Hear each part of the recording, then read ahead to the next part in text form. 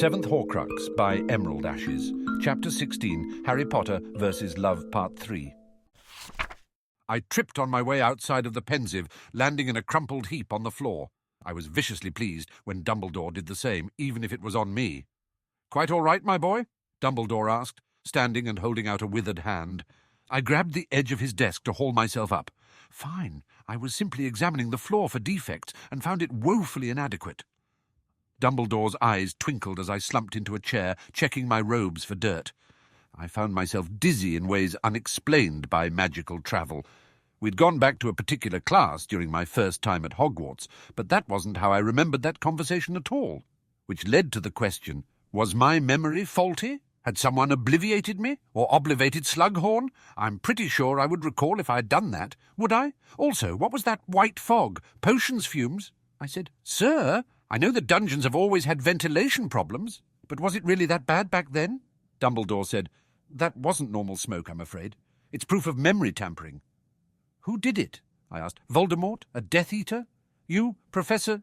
"He did it to himself, out of shame," Dumbledore said. "Whatever happened in that conversation has laid very heavily on Horace's conscience, very heavily indeed. It may be the very information we require to destroy Lord Voldemort." I nodded. "I need you to get that memory for me, Harry," Dumbledore said gravely. "It's important to remember that Dumbledore only calls people to his office when he wants to manipulate them into doing something for him, or to manipulate them into learning some sort of moral lesson, sometimes both times." It had been nearly a day since we first attempted to flew into Hogwarts. Lucius had successfully made it through, but the green fire merely fizzled when Sirius tried to follow him. My right-hand man's robe still occasionally released puffs of smoke as we anxiously waited by the fireplace. "What do you bet he got captured and gave us all up?" Sirius said.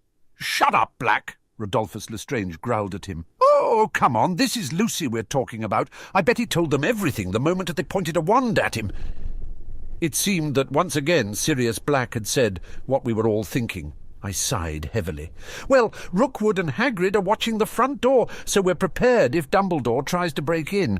I presume the wards haven't alerted you of anything?" Sirius grinned, no doubt thrilled to present me with good news. "Nope." "I just don't understand how this happened. The plan was foolproof," I said. "I bet Bellatrix warned them," Sirius said. Rodolphus sneered at him. "She's been dead longer than we've been planning this." "Hey, she knew Trelawney," Sirius said. "Unless you're doubting our prophetess." "No, of course not," he muttered. Earlier I had ventured to the third floor where the air is thick with exotic perfumes and ancient magic. There I had found Trelawney hunched over a table. Her nose was half flattened against her crystal ball, her eyes squeezed shut to better see with her third eye.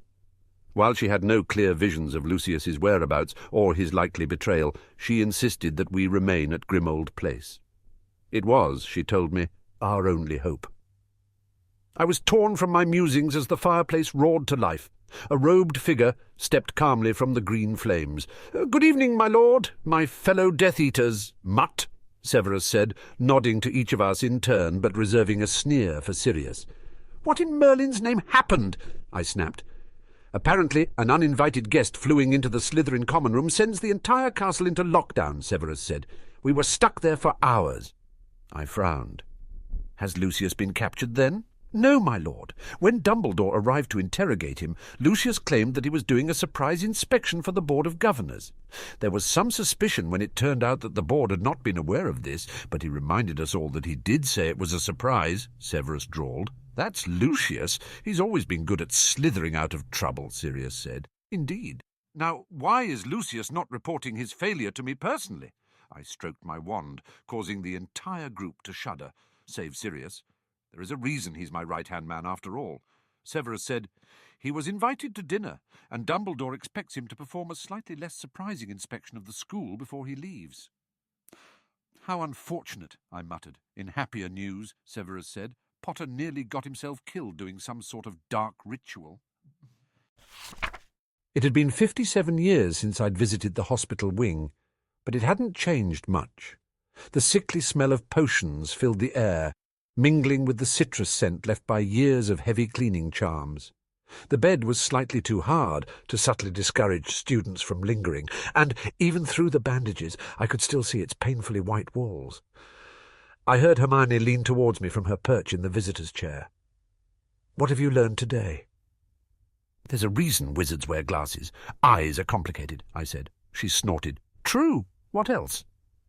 "Don't just read the summary of a ritual in the book. There might be warnings or better instructions later on," I said.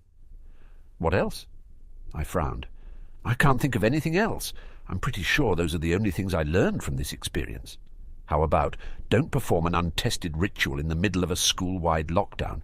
Honestly, Harry, what were you thinking?" I shrugged. "I didn't want to be disturbed. It's not like I was invisible this time." "Madame Pomfrey couldn't get to you for hours," Hermione said. "You could have died." "Probably not died," I said. "Lost my eyes, maybe, but then I could just get better ones, like Moody's." "You are not getting fake magical eyes," I chuckled.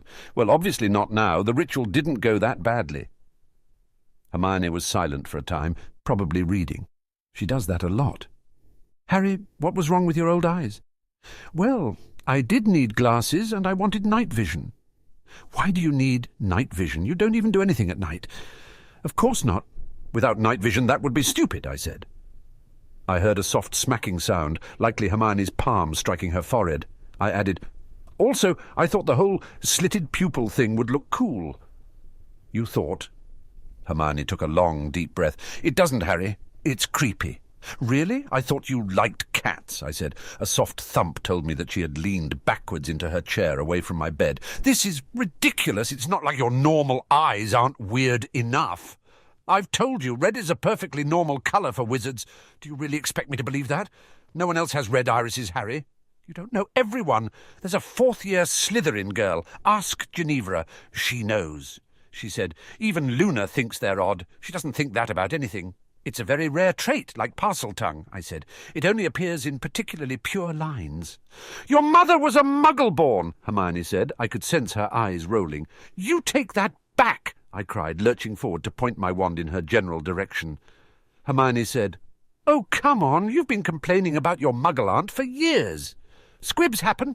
Sometimes they squibble back. For instance, the Evans family are descendants of Merlin's third daughter, who was disowned for marrying a half-blood." Hermione groaned.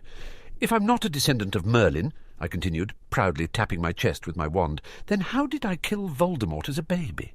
After a long pause, Hermione asked, "Harry, are you in a lot of pain or something?"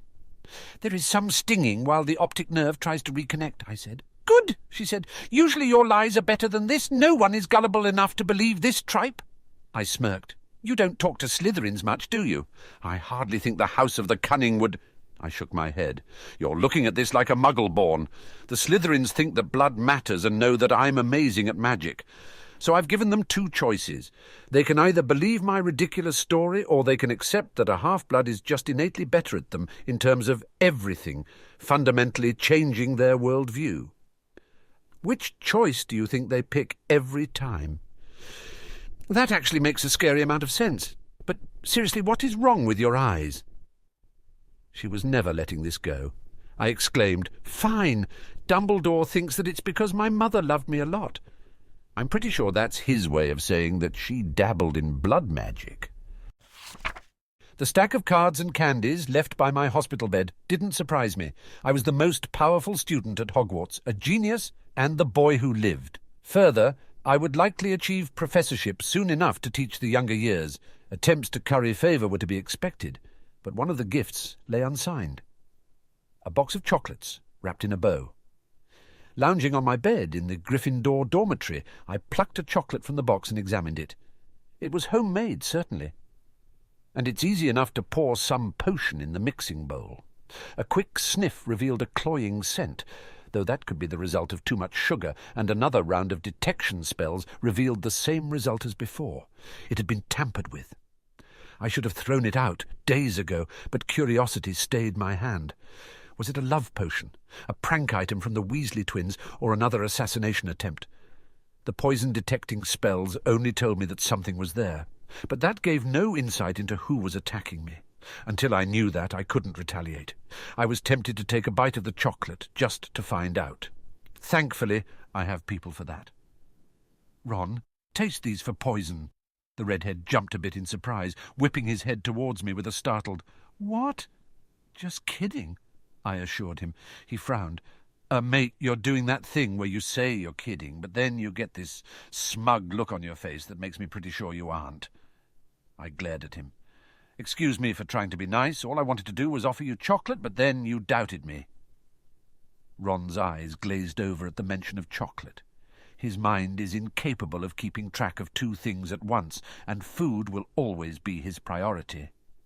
With a triumphant smirk, I continued, Fortunately for you, I am a kind and generous master. Would you like some chocolate? In retrospect, I probably shouldn't have let him eat the entire box. Well, Ron's managed to overdose on love potion, I declared, descending the boys' staircase. Hermione's eyes widened, and she scrambled towards her bag in search of her potions textbook. Will he be all right? I slumped into the nearest chair. He'll be fine. We'll be miserable. Hermione flipped open her book, asking, Do you know what kind of potion? Hard to tell. It was fairly fast-acting, definitely not amortentia. Wrong scent, I said. We lucked out, really. At least he can't embarrass himself this way. Hermione glanced up from her book. What do you mean? Between the ridiculous amount of potions in his system and all the chocolate he ate, he can't stand.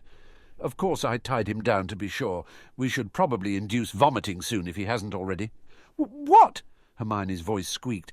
I'd never taken her for the squeamish type. Harry, we should probably take him to the hospital wing. I shook my head. Ron can't run to the hospital wing every time something happens. He's there enough because of his lycanthropy. Ron isn't a werewolf, Hermione said, studying a page on Bezoars. He'll never accept himself if you keep making excuses for him.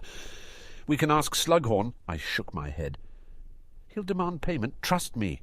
You don't want to owe him. She scowled at me. We can buy an antidote, then. I stared at her in horror. Ron can't afford that. We're the ones who'll be paying, she said. I felt the familiar sting of betrayal. I finally discover my family fortune, and the Weasleys are already trying to steal it.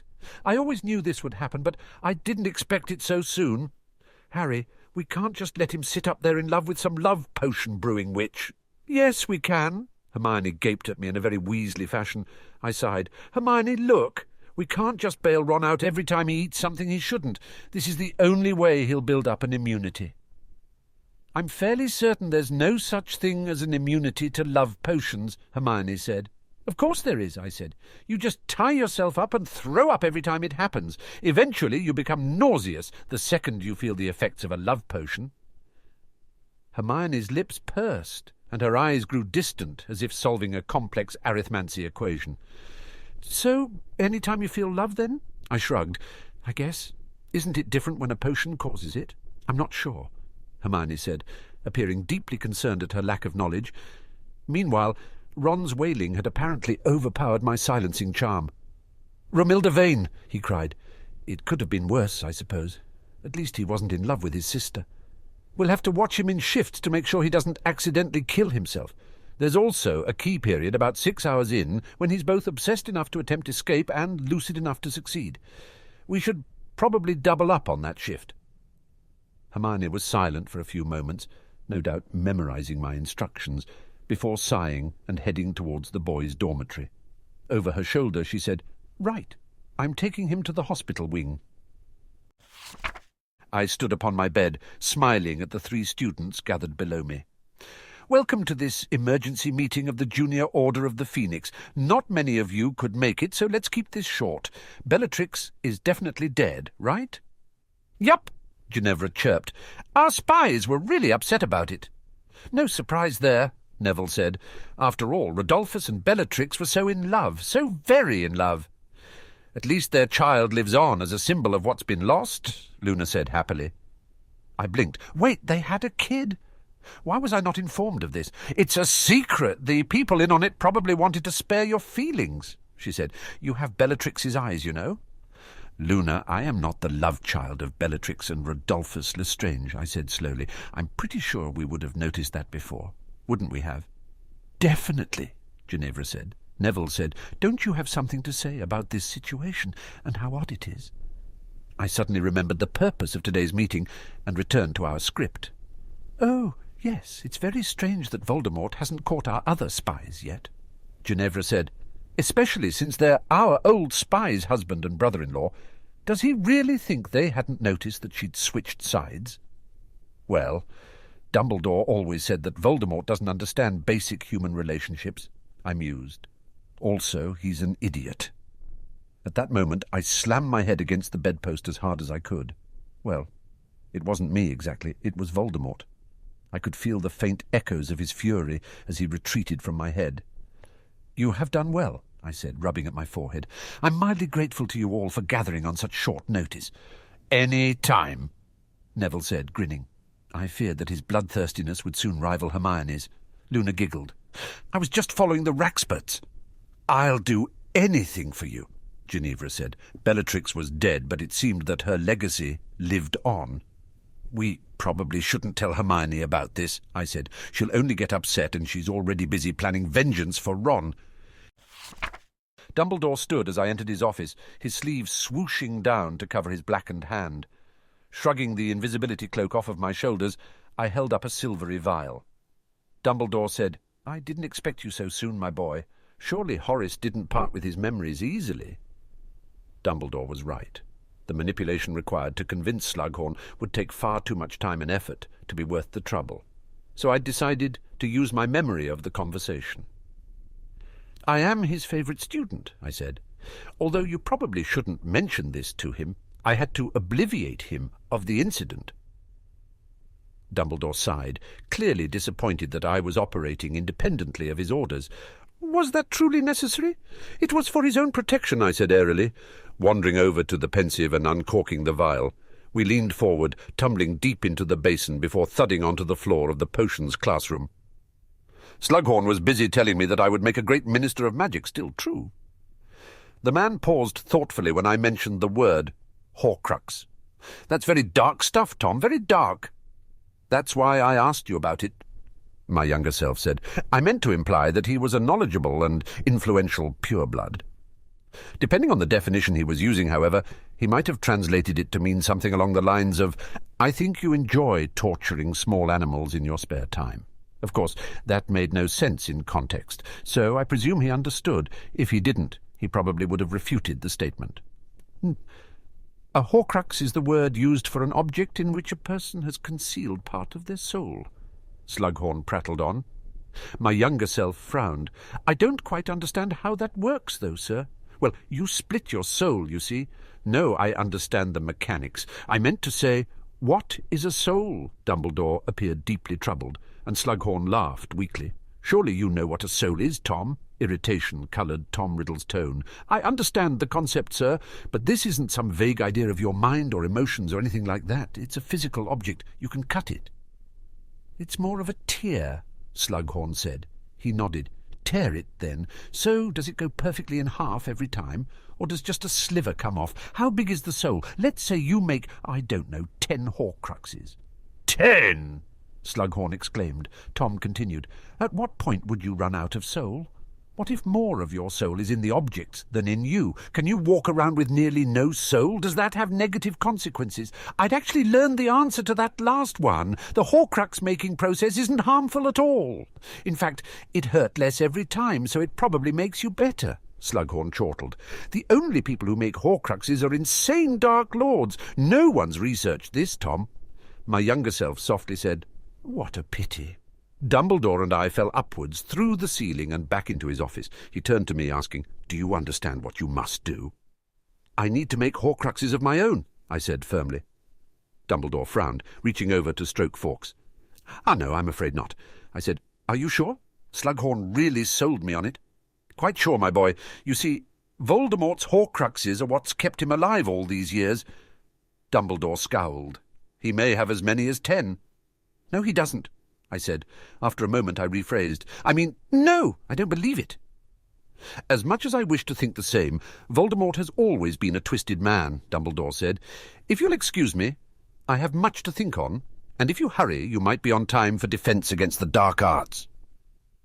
I strolled towards the door, looking forward to a peaceful hour in the Gryffindor common room. Lucius bowed to me before entering the sitting room. He nodded coolly to Severus and Sirius as well, then said, "I have a new plan, my lord." Sirius grinned. "Does this one suck too?" "My plans do not suck," Lucius hissed, shaking his silver fist at the man. "To be fair, that fluing idea was atrocious," I said. Lucius looked as if he had just sucked on a lemon. He never was any good with constructive criticism. "I assure you, this one is better." "Did you check it with Trelawney?" Sirius asked. "Not yet," Lucius said. "Well, what are you waiting for? Unless you want to waste our Lord's time with a plan that's doomed to failure." Lucius stormed away, glaring at anyone who dared to look at him. Severus turned to Sirius, drawling, "You haven't changed in the slightest, Black. Still the same impudent, attention-seeking bullying." Severus trailed off, as Sirius bowed repeatedly to an imaginary audience. A few minutes later, he straightened, grinning. "Yup, that's me, Sirius Black, at your service." "I hate you," Severus said. Sirius threw an arm around his shoulder, ruffling the other man's hair. Severus's wand snapped into his hand. "Now, may I explain my plan?" Lucius asked from the doorway. Sirius let go of Snape, playfully shoving him forward. "I don't know, that seemed awfully fast. I bet you didn't talk to Trelawney at all. What do you think, Snape?" "One of these days I will kill you in your sleep," Severus said. "So you agree with me, then?" Sirius said. Lucius said, "I moved quickly because I didn't have to explain anything to her. She already knew and approved, unless you're doubting our seer, Black." Sirius put up his hands in a gesture of surrender. "No, never. That woman's a genius, my lord," Lucius implored, turning towards me. I really did want the man to redeem himself after his earlier failures. He was such a good minion. With a thin, lipless smile, I said, "Go ahead, Lucius." "I was speaking with the Board of Governors. It seems there's been a sudden drop in academic performance. Several parents have expressed concern. Therefore, I suggested that we choose a day to allow parents into the school. That way they can see their children and discuss their issues with his or her head of house." "I fail to see how this is relevant to our plans to kidnap Harry Potter," Severus said. "I find it completely obvious," I announced. "Continue, Lucius, for Severus's sake." Lucius smiled weakly. "Of course, my lord. Many of your Death Eaters have children in Hogwarts. It would be perfectly reasonable for them to visit." "That's brilliant," I declared. "We can even send in Sirius Black." How's that work?" Sirius asked. "You are Harry Potter's godfather. Or was I misinformed of this?" I asked, sending a warning glare in Lucius's direction. "Well, yeah, but I'm pretty sure somebody else is taking care of him now."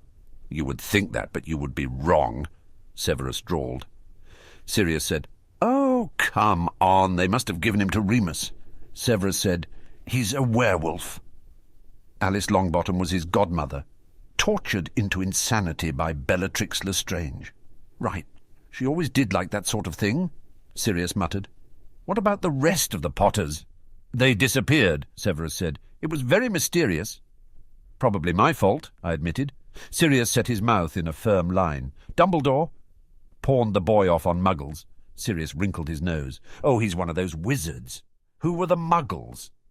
"Lily's sister and her family," Severus said. "That bint?" Sirius barked. "He'd have been better off with you." Severus raised an eyebrow. "I am a Death Eater." "And a werewolf," Lucius added. "I think we've all heard the rumours." "Clearly Sirius has the best claim to Potter," I said. "Therefore, it wouldn't be strange at all for him to go in with the other parents." "Totally normal," Sirius agreed. Lucius's eye twitched. "My lord, leave me, Lucius," I said, waving the blonde away. "I'm scheming." I'd successfully avoided the hospital wing for decades, yet there I was mere days after my last visit. I sighed, making my way over to the bed where Ron was clutching a small mountain of letters to his chest. He stopped glaring at Hermione when he caught sight of me. "Harry!" Ron cried. "Harry, Harry, Harry, you got to help me, mate. You have to take these letters to Romilda Vane." I sneered at him. "I'm not your servant. Have Hermione do it." "I don't trust her. She burned the last ones." "I think she's jealous," he said. I nodded. "She's probably still upset about Draco, though I can't say I understand the attraction. The boy's a terrible coward. He hasn't attempted any of my trials." "I'm not attracted to him. I never was." Hermione believes that if she says something enough times, it will suddenly be true.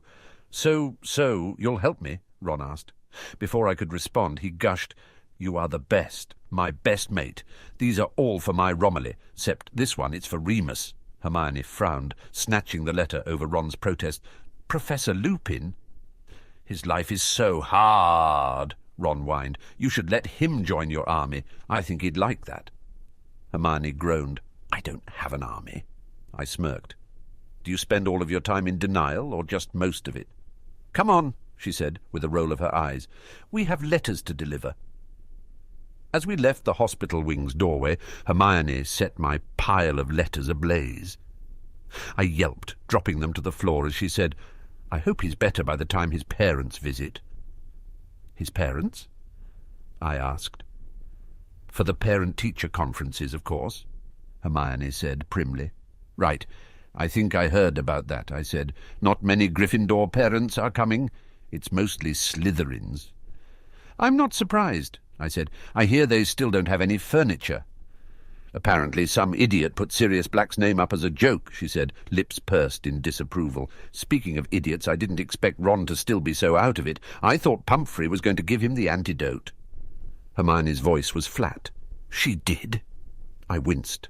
Oh, carrying Ron's letter to Lupin towards the owlery, she said, honestly, how much love potion did Vane give him? The boat slid soundlessly across the lake, not even a ripple left in its path. I peered down at its inferi inhabitants, looking for anyone I recognized, and exclaimed happily upon spotting Dorcas Meadows. Sitting across from me, Dumbledore seemed to be directing an imaginary symphony with his blackened hand. Headmaster, I said, I'm glad you took me on this journey and hope that you will continue to do so for all subsequent Horcrux gathering missions, but don't you have parent-teacher conferences today?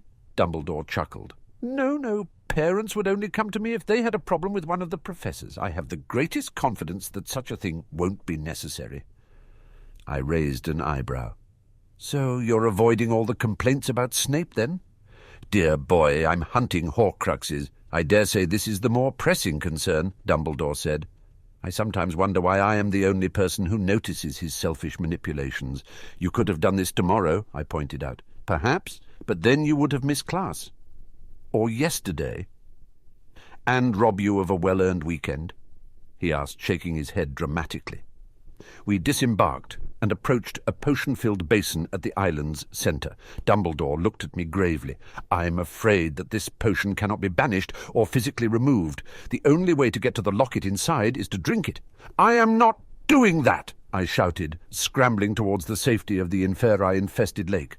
Of course not, Dumbledore assured me with a cold smile. I am the one who shall drink it. I suspect it will be terribly painful, possibly deadly. You may even have to force-feed me in the end.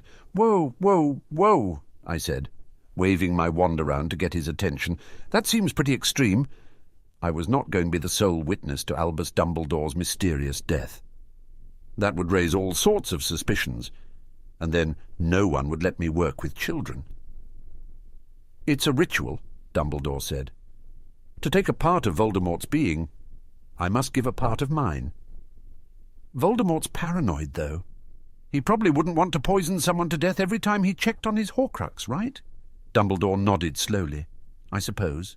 So he probably put in a back door, a password or something, in Parseltongue.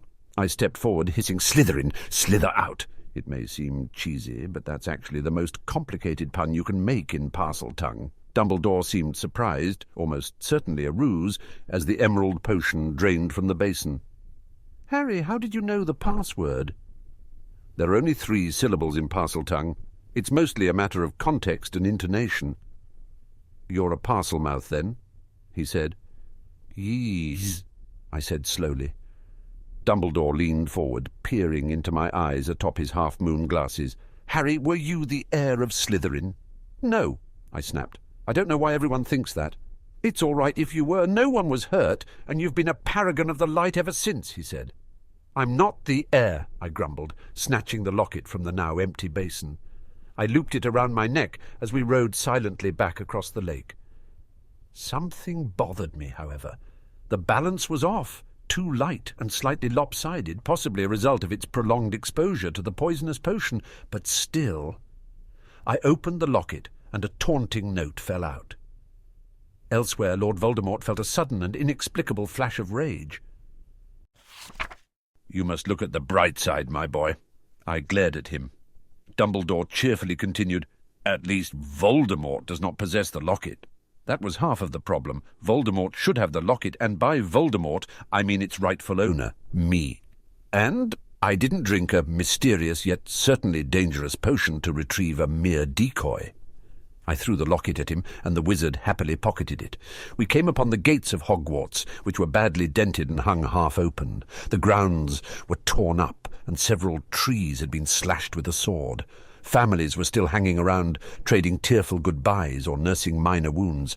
Among them were Ron, telling his family all about the love of his life, Ginevra, whose hair was several inches shorter than earlier that day, and Neville, with a bloody sword slung across his shoulders.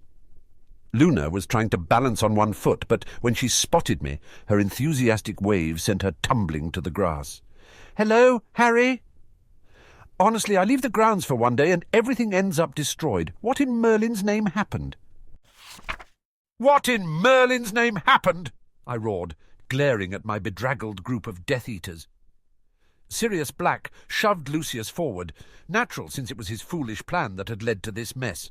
"My lord, I'm afraid that someone recognized Sirius Black and mobilized an attack." "Can't imagine why. He's been on the conference list for some time," Severus drawled. "It turns out that several members of the Order of the Phoenix have children at the school and were battle-ready," Lucius said. "Some kid showed up with the Sword of Gryffindor, which was bloody awesome," Sirius added. "I, for one, was shocked," Severus said. "Longbottom is failing defence against the dark arts." Fenrir Greyback said, "Then there was some Weasley babbling about werewolf rights." "Mr. Weasley is well known for his idiocy," Severus said. "He had some pretty good points, actually. I tried to turn him, but he got me with a stunner," Fenrir said, rubbing his still-frozen arm. "That was crazy," Goyle said. "That Romilda Vane girl sure is lucky. I don't know what that blonde chick was doing, but we still haven't found Rookwood," Sirius said. "And then it turned out that Potter had left on some sort of field trip, so we retreated," Lucius finished. "I see," I murmured, stroking Slytherin's locket. Earlier I'd had a sudden urge to check on the Horcrux, only to nearly trip over its pedestal on the way out the door. I asked, "Sirius, is there any particular reason this locket was sitting in your parlour?" My right-hand man shrugged. "Maybe you gave it to me for safekeeping?" The locket jostled slightly at my nod, then settled warmly against my chest. "Right, that does seem like something I would do." 50 points to Luna Lovegood. For the most exquisite haircut I've seen since my childhood. 50 points to Ginevra Weasley. For identifying Sirius Black and duelling him to a standstill. 50 points to Hermione Granger. Apparently the latest battle had created quite a few heroes. Dumbledore had been going on for 20 minutes. His skin was grey, his eyes dull, yet still he spoke. The students were whispering among themselves, and even the castle was beginning to grow anxious, if the dancing silverware was any indication. For Gryffindor, bravery, quick feet and sharp wit, 50 points to Neville Longbottom. The students laughed, clapping Neville on the back. I'm not sure why. Dumbledore was clearly insulting him. For a stunning performance, 50 points to Ronald Weasley. Finally... A loud cheer greeted this statement, and Dumbledore paused until it quieted. For demonstrating foreign language proficiency in a poisonous situation, 50 points to Harry Potter. It appears that Gryffindor has won the cup. Congratulations to Gryffindor and to everyone who fought in this battle. Now I can hear your stomachs rumbling from here, so without further ado... "May I speak, Headmaster?" I said, standing up to survey the disappointed crowd. Dumbledore sighed. "Mr. Potter, you no longer have the authority to add or remove points." "That's fine," I said with a negligent wave of my wand. I turned to the crowd. "Many of you fought bravely yesterday. Many more of you hid like firsties, most especially the firsties. Clearly the Dark Lord is a dangerous foe, willing to hurt children on a whim and ready to take Wizarding Britain under his reign. Keeping that in mind, I would like to announce that I am no longer neutral on the Voldemort issue." I sat down, and the leaving feast appeared with a joyous pop.